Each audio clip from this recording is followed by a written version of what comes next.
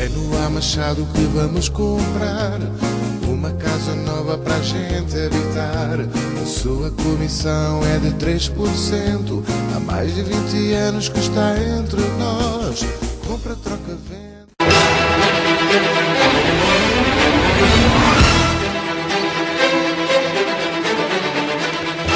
Boa noite.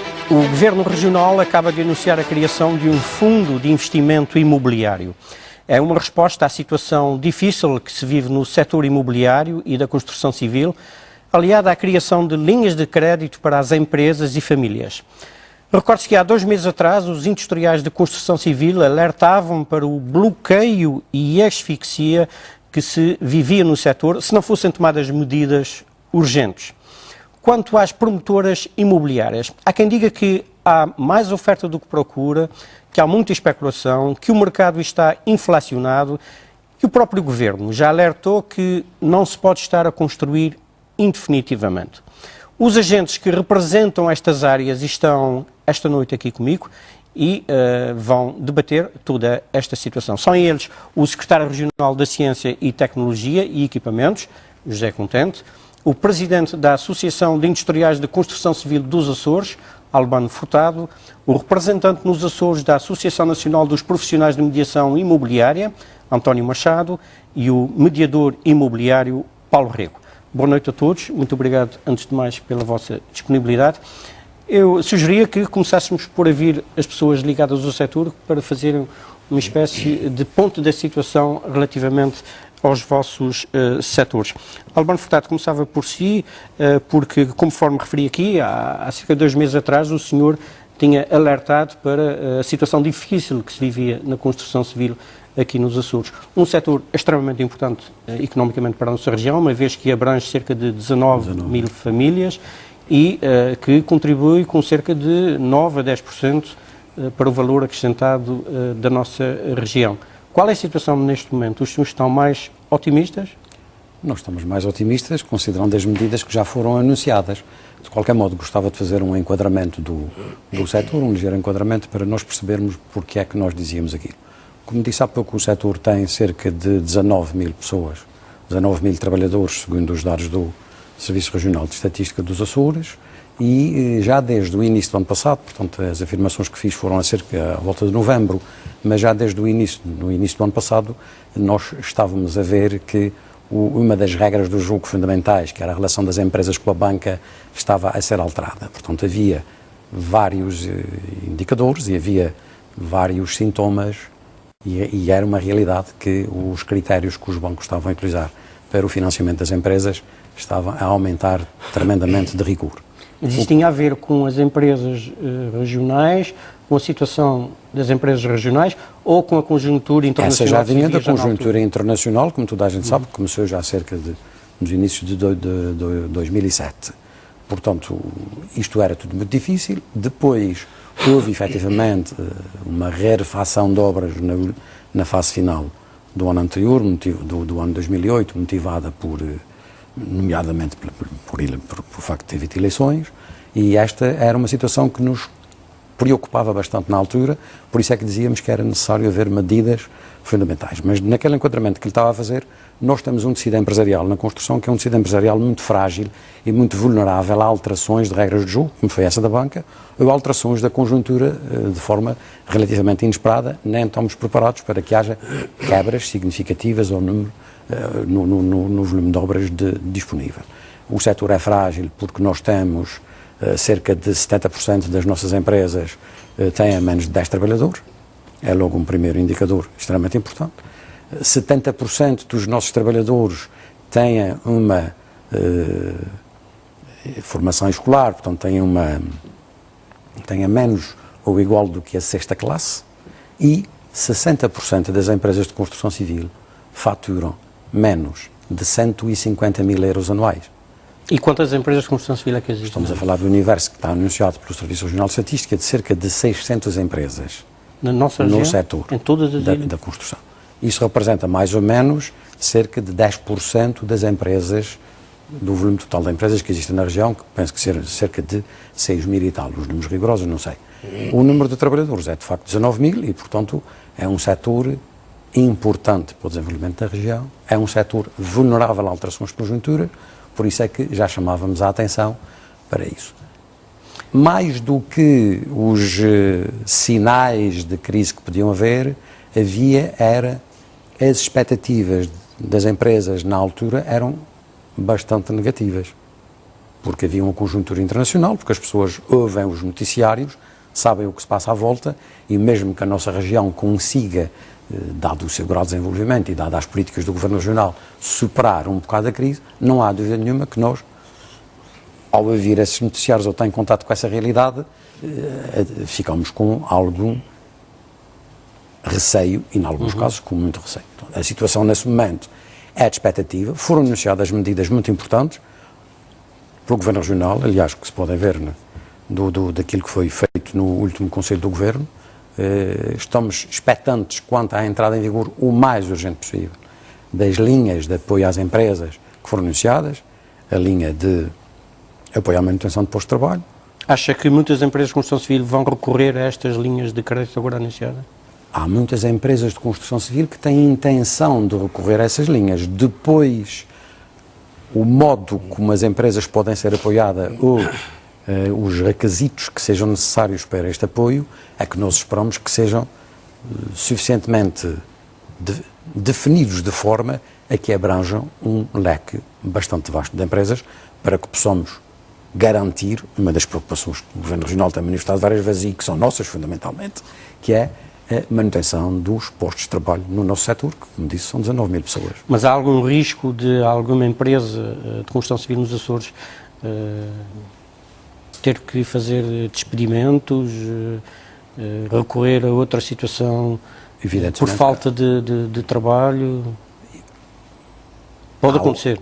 Pode acontecer sempre que haja despedimentos e que haja o risco de algumas empresas abrirem falência. Isso é um processo normal dentro do nosso sistema, mas quando as conjunturas têm as características que a conjuntura atual tem, é evidente que este risco aumenta.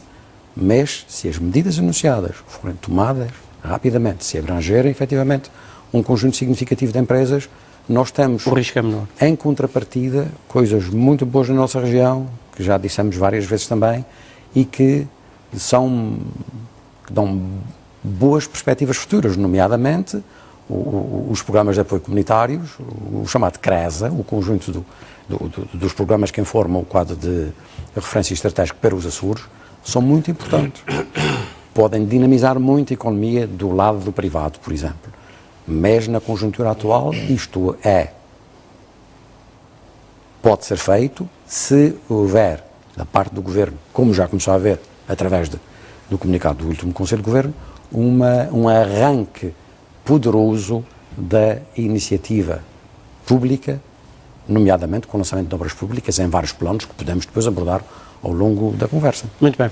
Quanto às imobiliárias, Antão Machado, o que representa as imobiliárias aqui da nossa região, a nível da Associação Nacional, qual é a situação do vosso setor? Fala-se que existe agora um abrandamento da procura, mas que os senhores têm uma oferta, uma carteira enorme e que se continua a construir nesta área. Porquê? Bom, o sector do imobiliário, por tradição, já se modificou. Portanto, a tendência, por tradição, de vender uma casa, em certo tempo, quando se queria vender uma casa, era muito complicado, não? As pessoas não queriam fazer publicidade, tudo isso. E nos dias de hoje, não. Nos dias de hoje, o consumidor, que estamos a falar, à média do investidor, já tem outro pensamento, já tem um pensamento mais livre, mais universal. Portanto, eles tanto comprar casa porque amanhã vender. Agora, nós estamos ligados à construção civil, somos parceiros da construção civil, como também somos parceiros da banca, porque os interesses são comuns. O problema que se põe é que tudo se modifica quando a gente se do reinado do crédito fácil. Portanto, o crédito fácil, quando o juro era barato. Portanto, eu tenho uma frase que costuma dizer que quando o juro era barato, as pessoas ficaram ricas, quer dizer, o pobre. As pessoas com poucos rendimentos não pretendiam casas mais caras. Quer dizer, a gente dizia, olha, tens aqui um produto de 75 mil euros, mas o banco diz, mas para que é que eu quero 75 mil euros? Se o banco diz-me que eu posso até comprar 125. portanto, o desejo e o sonho de ter uma coisa melhor faz parte da natureza das pessoas. Agora, as coisas complicaram-se mais, não foi por iniciativa própria. Quando o sistema da banca mudou, isso quer dizer, quando as pessoas, efetivamente, começaram a pagar mais juros à banca, isso a gente já sabia, não era preciso ter 2 dedos de inteligência, que isso ia dar para o torto. Porquê? Porque as pessoas que investem no imobiliário, por tradição, aqui na nossa região, as pessoas apostam muito na família. A família é uma casa. Toda a gente quer ter a sua casa, quer ter o seu apartamento, portanto, uns com quintal, essas coisas todas. E eles apostam portanto, fortemente nisso. Ora, quando os créditos, vejamos uma coisa, com o mesmo ordenado, e é preciso ver que a gente aqui na região temos ordenados de miséria, e mesmo assim a banca empresta. Porquê? Porque também tem a salvaguarda dos pais que serve, dos pais e dos amigos que serve de avalista. Portanto, isso foi um tal a dar para a frente. Agora, Mas António Machado, e acha que a nível da banca, por exemplo, quando está a falar agora nessa situação, as casas, as propriedades estão sobreavaliadas ou não? Não, no princípio estava. Portanto, o que acontece? Acontece quando o juro era caro, vendia-se pouco aqui na região, aliás, e no país. Quando o juro tornou-se barato, houve uma apetência à corrida, mas é preciso também ver que o mercado aqui regional alterou-se tudo. Portanto, a gente passou de mediadores tradicionais, que éramos poucos, e outros mediadores, portanto, a nossa classe, de um momento para o outro, teve um avalanche de profissionais, desde os franchising que vieram para cá, desde outros mediadores que estavam lá, que por sua vez foram-se acumulando através dos angariadores que também acabaram por se montar por sua conta. Ou seja, o que está a dizer é que o mercado imobiliário nos Açores inflacionou. Inflacionou porque tivemos muita gente no terreno a fazer a angariação de propriedades e o interesse era prometer coisas ao cliente que, por acaso, houve um período que foi permitido fazer isso. E isto aí, portanto, e porquê é que havia essa corrida entre os profissionais da mediação? Porque toda a gente, um angariador não quer chegar à empresa e dizer que não angaria. Portanto, se eu vou a uma casa e digo que um produto vale 100 mil euros, se for outro de lá diz não, mas não percebe nada disso, isso vale 130. Portanto, o cliente que não tem formação para compreender como é que funciona o mercado, acaba por fechar o negócio com aquele que lhe promete mais, mas não é aquele que também vale comprar.